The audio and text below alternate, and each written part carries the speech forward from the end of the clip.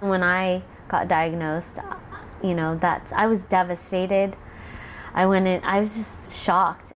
At 25, Michelle Maykin became one of the more than 44,000 Americans diagnosed with leukemia each year. I've always been very, very healthy. For an active Berkeley grad, used to spending her weekends hiking, Thai dancing, and biking, it hit her suddenly. I was gonna pass out. I had to get off the bike and push it up the hill, and so I was like, this is really weird. I don't know why this is. After struggling during what should have been a routine jaunt across the Golden Gate Bridge, she decided to get a blood test. By 5 o'clock that night, her doctor called. It was February 27, 2007. She said, I've never seen, anything like this before. So she was like, don't drive anywhere. Get someone to drive you to the emergency room right away. Within 24 hours, Michelle learned she had acute myeloid leukemia, a form of leukemia that is fast and fatal. And I didn't know anything. I didn't know, could you die from leukemia? Thankfully, Michelle's doctors moved quickly with aggressive treatment. By September, after 5 rounds of chemotherapy and a month in the hospital, she was cancer-free. Michelle hit restart. She traveled to Spain, got a puppy with her college sweetheart Van, and went back to work. Everything seemed fine until one day this May while celebrating Van's acceptance to Stanford's prestigious MBA program. You don't want to admit it to yourself, but deep down inside, I think I knew that I had relapsed. Michelle's doctors confirmed her fears. The cancer was back. Now, her only option for survival was a bone marrow transplant. To get this news that I had relapsed, it was like, your world just crumbles. It's like, when is it going to end, Yeah. I didn't know if you guys had to dump any of your heparin out. Michelle's prognosis was worse the second time around, and her life became a race against the clock. Getting the news that you relapse, and it was like, you have to get a transplant. There's no choice. There's no other option. It's really scary. You just start to think of your mortality. Since Asians make up less than 9% of the predominantly Caucasian bone marrow donor pool, Michelle's odds of finding a match are extremely low. Oh, they sent the thank you letter from Leukemia Lymphoma Society.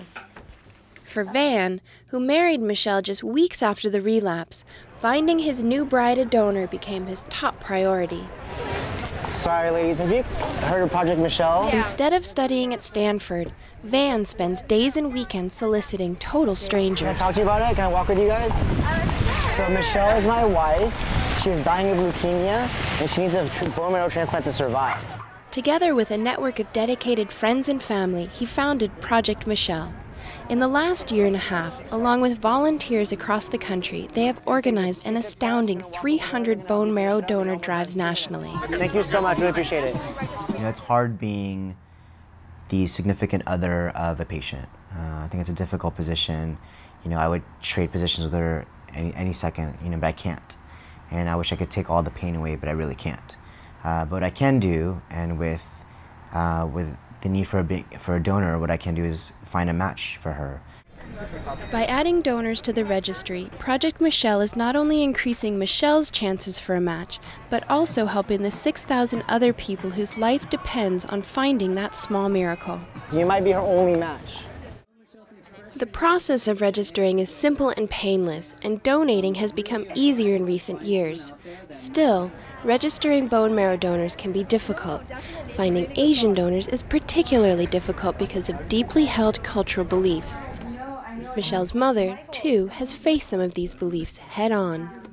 And try to explain to people that, break through the tradition and the Vietnamese way of thinking at my generation.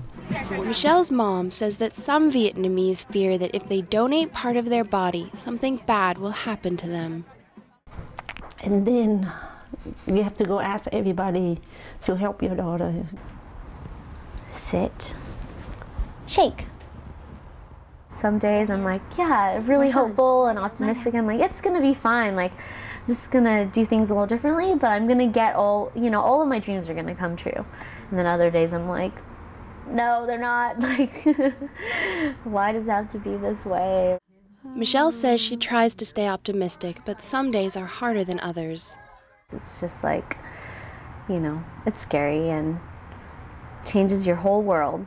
And a lot of times I feel like I've been robbed of my regular life and all the things that I was looking forward to, like just taken away from you, you know, in an instant. And so just a little bitter, I think, at times. 5 months of searching has not yielded a successful bone marrow match, so Michelle and her doctors have moved to Plan B, an umbilical cord stem cell match through a leading cancer center in Seattle. The fact that she relapsed after about 7 months is not a good thing. That's kind of early. Dr. Robert Johnson is Michelle's oncologist. The clock's ticking, and that's why we're moving ahead with Seattle with this cord blood transplant. Cord blood transplants in adults are relatively new and experimental, often making them a last resort. But Michelle's mom doesn't care how her daughter is cured. She just hopes it happens soon.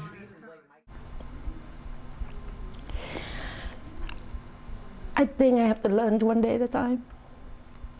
I cannot expect too much. So I try to one day at a time. And to be, you know, love and support and side by side with her. Even if a bone marrow match isn't found in time, Dr. Johnson considers the donor drive efforts of Michelle and her family heroic. In the midst of her own strife and struggle, she was out there trying to find donors, literally, for other people. In just over a year, Project Michelle has added more than 15,000 people to the National Bone Marrow Registry. You take a corn frog and you're gonna like rub. Do you think this is the trip that we took to Houston right before I got sick? On this day, Van gives Michelle some exciting news. Because of Project Michelle, 2 people have found donor matches. What? From Project Michelle? From Project Michelle. Wow! Why didn't you tell me? Yeah, I mean, that's amazing. I'm getting all teary-eyed. That's awesome. I've been waiting for this.